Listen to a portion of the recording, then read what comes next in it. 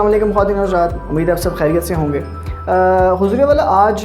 میں جس موضوع پہ آپ سے گفتگو کرنے جا رہا ہوں، یہ موضوع آپ اپنی زندگی کے اندر، اپنے تعلقات کے اندر، اپنے ریلیشنز کے اندر بہت زیادہ پریکٹیکلی اس کو دیکھ چکے ہیں۔ اگر آپ ریلیشنز کی بات کرتے ہیں، اگر آپ تعلقات کی بات کرتے ہیں، اگر آپ رشتوں کی بات کرتے ہیں اور پھر ان رشتوں کو نبھانے کی بات کی جاتی ہے، تو ان رشتوں کو نبھانے کے لیے آپ کو ایکنالجمنٹ کرنا بہت ضروری ہے۔ آپ اگر اپنے والدین کے ساتھ ایک تعلق کے اندر، ایک خدمت کے جذبے کے اندر اور ایک محبت کے جذبے کے اندر جڑے ہوئے ہیں، تو پھر اس محبت کے جذبے کو ایکنالج کرنا بہت ضروری ہے۔ اگر آپ اپنے لائف پارٹنر کے ساتھ ایک ریلیشن کے اندر ہیں، تو پھر اس ریلیشن کی ایکنالجمنٹ بہت امپورٹنٹ ہے۔ اگر آپ بہن بھائی کے رشتے کے اندر موجود ہیں، تو پھر اس رشتے کی ایکنالجمنٹ بہت زیادہ ہے۔ اگر آپ دیکھیں جتنے بھی ریلیشن اس وقت ہیں، ان تمام کے تمام ریلیشنز کے اندر یہ چیز بہت ہی زیادہ امپورٹنٹ ہوتی ہے کہ آپ اپنے رشتوں کو نبھانے کے اندر کتنے زیادہ مخلص ہیں۔ میں آج جس رشتے کے نبھانے کی بات کروں گا وہ والدین کا رشتہ ہے، جو رشتہ ازل سے چلتا ہے اور ابد تک رہتا ہے۔ یہ رشتہ ایسی محبت کا، ایسے پیار کا اور ایسے خلوص کا نام ہے کہ جس کو اولاد بچپن کے اندر چھوٹے ہوتے ہوئے دیکھتی تو ہے، لیکن جیسے ہی وہ اولاد اپنے بازو اور اپنی ٹانگوں کے اوپر قوت محسوس کرتی ہے، اپنے آپ کو بڑا محسوس کرنے لگتی ہے، تو یہ رشتہ اور یہ تعلق کمزور ہونا شروع ہو جاتا ہے، اور آہستہ آہستہ یہ تعلق، یہ رشتہ اس حد تک پہنچ جاتا ہے کہ اس بیٹے کے لیے بڑا آسان ہو جاتا ہے کہ وہ اپنی والدہ کو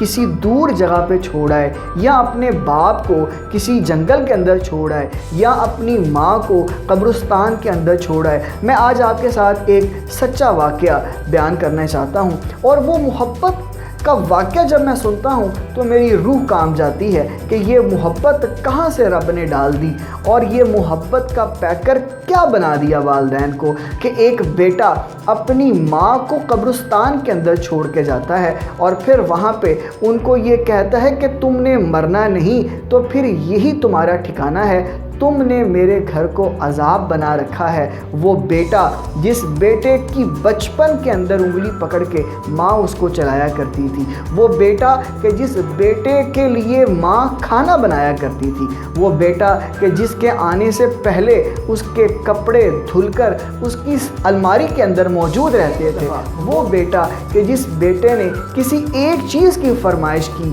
تو ماں فوراً سے اپنے سارے کام چھوڑ کے اس کی وہ فرمائش پوری کرتی ہے، وہی بیٹا اس ماں کو آج اپنی بیوی کے کہنے پہ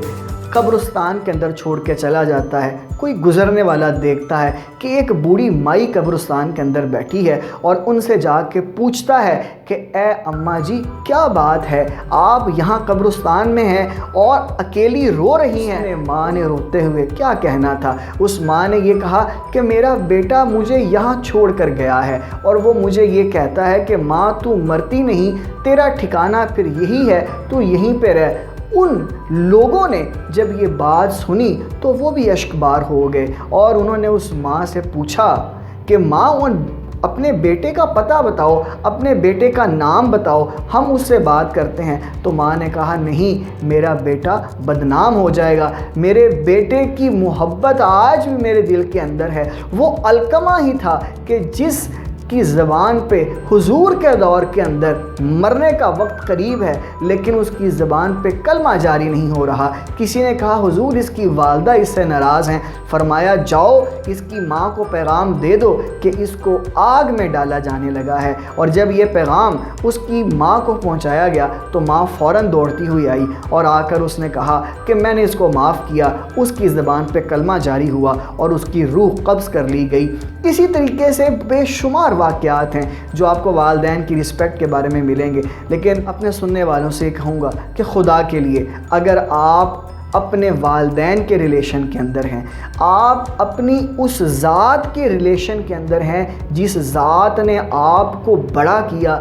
परवान चढ़ाया उस ज़ात के आपसे बड़े ख्वाब हैं। उनको झिड़का मत करें, उनसे कभी बदकलामी मत किया करें, उनसे कभी ऊंची आवाज़ में बात मत किया करें। कुरान मजीद के अंदर तो ये मौजूद है कि उफ़ अगर इससे भी छोटा कोई लफ्ज़ होता तो वो भी मना कर दिया जाता। लेकिन मैं कितने दुख और अफसोस के साथ आज ये कहने लगा हूँ कि हमारे मुआशरे के अंदर सबसे ज़्यादा गिरा हुआ अगर कोई रिश्ता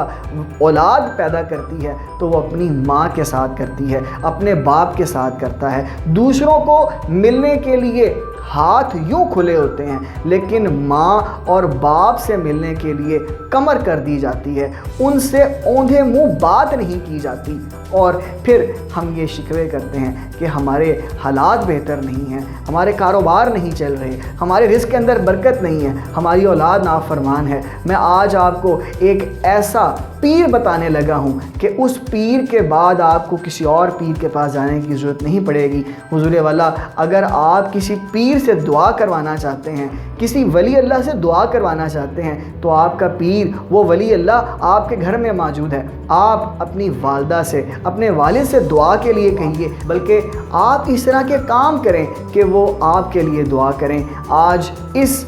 मैसेज को अपने दूसरे दोस्तों तक भी पहुंचा दीजिए कि हम आज से ये वादा करें, ये अहद करें कि आज से हम अपने वालिदैन को कभी भी रुसवा नहीं करेंगे और अपने वालिदैन की मोहब्बत को दिल में रखेंगे और उनके लिए रब्बिग़फिर वरहम व अंत खैरुर राहिमीन। और तमाम की तमाम माँओं का साया अपने बेटों पे सलामत रखे। अपना बहुत सा ख्याल रखिएगा और आइंदा आने वाले वीडियोज़ में हमें अपनी राय से ज़रूर आगाह कीजिएगा।